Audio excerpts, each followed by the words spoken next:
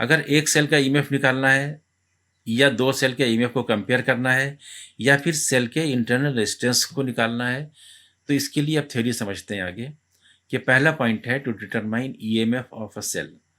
तो देखिए, ये पहले एक प्राइमरी सर्किट बनाएंगे। ये बैटरी है, बैटरी के पॉजिटिव को बी से कनेक्ट किया, तो ये पॉजिटिव टर्मिनल हो गया। निगेटिव में सबसे पहले एक स्विच लगाएंगे, स्विच के बाद ये रियोस्टेट यानी वेरिएबल रेजिस्टेंस, इसके बाद करंट मेजर करने के लिए एम्पियर मीटर, और इसे कनेक्ट कर दिया ए के साथ। तो ये सिरा निगेटिव से कनेक्ट है, इसका मतलब यहाँ पर निगेटिव पोटेंशियल हो गया। तो ये हायर पोटेंशियल और ये लो पोटेंशियल, ये पूरा हो गया प्राइमरी सर्किट। तो यहाँ पर V पोटेंशियल होगा और यहाँ पर 0 पोटेंशियल होगा। अब पहले निकालेंगे पोटेंशियल ग्रेडियंट, यही इसकी मेन चीज़ है। तो ये पूरी लेंथ इसकी L है और इस पूरी लेंथ के अक्रॉस पोटेंशियल डिफरेंस V है। तो प्राइमरी सर्किट में पोटेंशियल डिफरेंस हो जाएगा L लेंथ के ऊपर V वोल्ट, तो यूनिट लेंथ के ऊपर हो जाएगा V/L वोल्ट। तो यही हो गया पोटेंशियल ग्रेडियंट यानी K। अब जिस सेल का ईएमएफ हमको निकालना है उसको लगाएंगे सेकेंडरी सर्किट में। तो ये सेल है, मान लीजिए इसका ईएमएफ ई है जो हमको फाइंड करना है, और ये सेल का इंटरनल रेजिस्टेंस है स्मॉल आर। ये हर सेल में इंटरनल रेजिस्टेंस ज़रूरी होता है। तो इसके निगेटिव टर्मिनल को कनेक्ट करेंगे इसके निगेटिव के साथ, और इसको कनेक्ट करेंगे गैल्वेनोमीटर में। अब इस स्विच को ऑन किया, स्विच को ऑन करने से इस सर्किट में करंट फ्लो करने लगी। अब यहाँ से जैकी निकाल के इसके ऊपर स्लाइड कराया वायर के ऊपर, और हमने ढूंढा इसमें नल पॉइंट। तो ये पॉइंट नल पॉइंट मिला, मान लीजिए सी, और यहाँ से यहाँ तक की डिस्टेंस x है। तो पोटेंशियल डिफरेंस ए और सी के बीच में क्या होता है? Potential gradient into length. जैसे हमने पहले देखा था कि पोटेंशियल डिफरेंस ए सी के बीच में वी ए सी होगा potential gradient into x length. अब सेकेंडरी सर्किट देखिए कि सेकेंडरी सर्किट में यहाँ तो पोटेंशियल है ज़ीरो, ये ज़ीरो है तो यहाँ भी ज़ीरो है। यहाँ पोटेंशियल है ई, और यहाँ से जब करंट यहाँ से फ्लो करेगी तो इस रेजिस्टेंस से पोटेंशियल ड्रॉप होगा, लेकिन यहाँ पर नल पॉइंट मिल गया, इसमें से कोई करंट फ्लो नहीं कर रही है। तो यहाँ पर आई जो है वो ज़ीरो हो गया, तो यहाँ पर पोटेंशियल ड्रॉप भी ज़ीरो हो गया। तो अगर यहाँ पर पोटेंशियल ई है तो यहाँ पर भी पोटेंशियल ई होगा, यहाँ पर भी ई होगा, और यहाँ पर भी ई होगा। तो ए और ई के बीच में पोटेंशियल कितना है? यहाँ पर इसका देखिए पोटेंशियल ज़ीरो, और यहाँ पर पोटेंशियल ई। तो ए सी के अक्रॉस इस सेल की वजह से पोटेंशियल जो है वो हो गया ई, तो वी ए सी हो गया ई। तो प्राइमरी सर्किट में वी ए सी के एक्स है और सेकेंडरी सर्किट में वी ए सी ई है। इसका मतलब ये ई और के एक्स दोनों इक्वल हैं। तो ये ई एम एफ मिल गया इस सेल का। अब एक छोटी सी बात और बता दें कि सेल में ई एम एफ यानी इलेक्ट्रोमोटिव फोर्स और सेल का टर्मिनल पोटेंशियल, इन दोनों में क्या फ़र्क है? जब सेल क्लोज सर्किट में होता है, उसमें से करंट फ्लो कर रही होती है, तो उनके दोनों टर्मिनल पर जो पोटेंशियल का डिफरेंस होता है वो होता है पोटेंशियल डिफरेंस। और अगर सेल से करंट फ्लो नहीं कर रही है, उस वक्त उनके दोनों टर्मिनल पर जो पोटेंशियल का डिफरेंस होता है उसे कहते हैं सेल का इलेक्ट्रोमोटिव फोर्स। अब आगे बढ़ते हैं। दूसरा पॉइंट है to compare EMF of two cells. तो प्राइमरी सर्किट तो वैसे ही रहेगा। यहाँ पे दो सेल लेंगे जिसका हमको ईएमएफ कंपेयर करना है। मान लीजिए इसका E1 है और इसका E2 है, तो सेल के निगेटिव को इसके निगेटिव से कनेक्ट करेंगे और पॉजिटिव में लगाएंगे चेंज ओवर, और फिर गैल्वेनोमीटर। तो ये सेकेंडरी सर्किट हो गया। अब इस सेल को सर्किट में लाएंगे।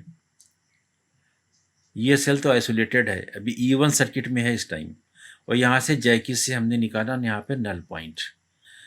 तो इस नल पॉइंट की डिस्टेंस यहाँ से यहाँ तक की मान लीजिए x1 है। तो E1 क्या होगा जो अभी निकाला था? k into x1। तो फर्स्ट केस में जो होगा E1 जो होगा k इंटू x1 होगा। अब चेंज ओवर से इस सेल को सर्किट में लाए, फिर एक नल पॉइंट यहाँ से फाइंड किया, मान लीजिए ये नल पॉइंट D पे मिला, और यहाँ से A से D तक की डिस्टेंस x2 मान ली। तो सेकंड केस में ये E2 इक्वल हो जाएगा k इंटू x2। अब इन दोनों को कंपेयर कर लीजिए, यानी E1 upon E2 is equal to KX1 upon KX2। K cancel हो गया, तो E1 upon E2 is equal to X1 upon S2। तो दोनों के EMF का रेशियो जो होगा उनके इस डिस्टेंस का रेशियो हो जाएगा x1 और x2 का। ये तो बहुत शॉर्टकट मेथड था। हो सकता है कि एग्जामिनर इसमें पूरे नंबर ना दें, तो एक मेथड और देख लीजिए कि मान लीजिए दोनों सेल हैं, एक E1 है एक E2 है। इसके निगेटिव को निगेटिव से कनेक्ट किया और पॉजिटिव को चेंज ओवर से कनेक्ट कर दिया। फिर गैल्वेनोमीटर लगा, ये हो गया सेकेंडरी सर्किट।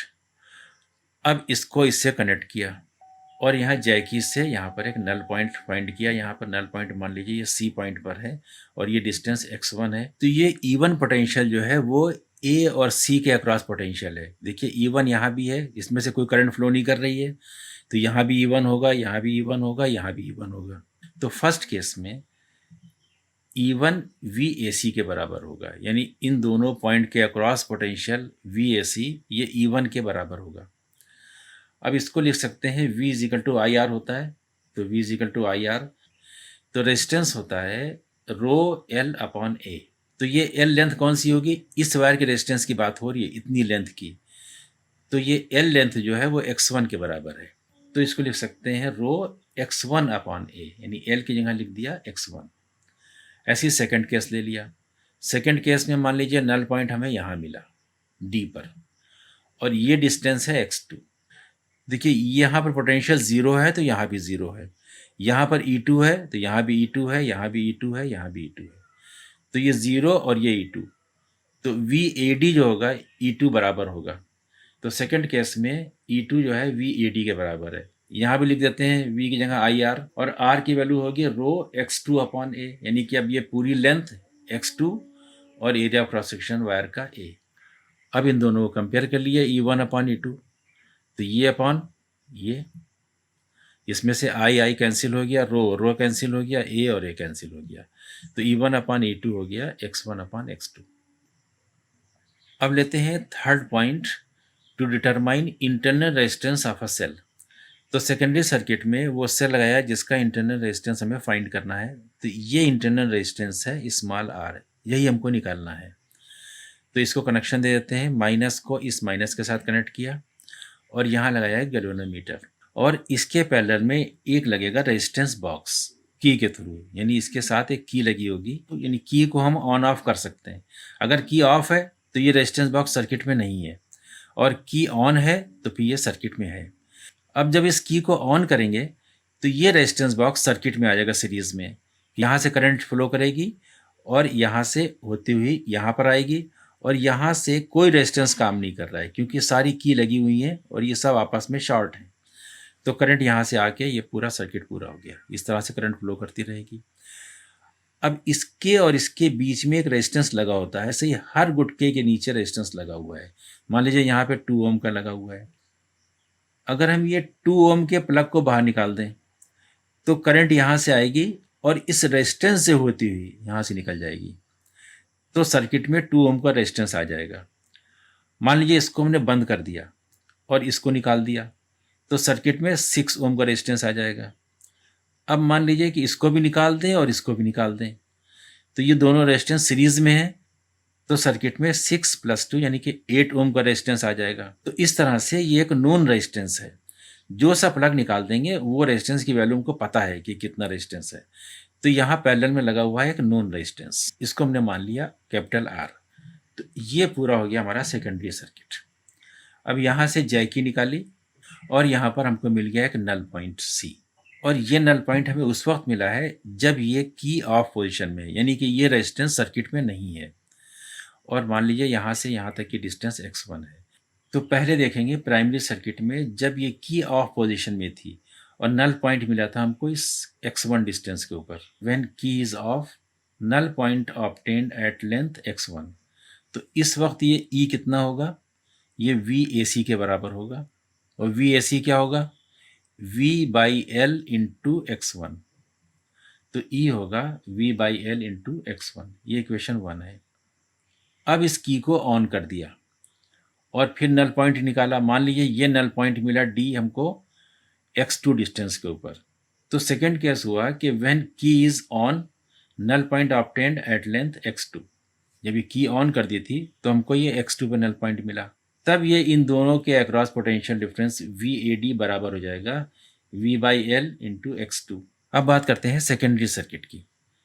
तो ये सेकेंडरी सर्किट में यहाँ तो कोई करंट फ्लो कर नहीं रही है क्योंकि यहाँ हमको नल पॉइंट मिल गया, लेकिन यहाँ से यहाँ तक तो करंट फ्लो कर रही होगी इसके अंदर, इस डायरेक्शन में। तो ये करंट जो फ्लो कर रही है आई, और आई की वैल्यू होगी टोटल पोटेंशियल डिफरेंस यानी कि E divided by total resistance. Circuit में कितना रेजिस्टेंस है, ये नोन रेजिस्टेंस आर और ये सेल का इंटरनल रेजिस्टेंस स्मॉल आर। तो ये हो जाएगा E upon R plus R. देखिए यहाँ पर तो पोटेंशियल है ई, यहाँ पर ज़ीरो है, यहाँ पर ई है, और यहाँ से करंट फ्लो कर रही है आई।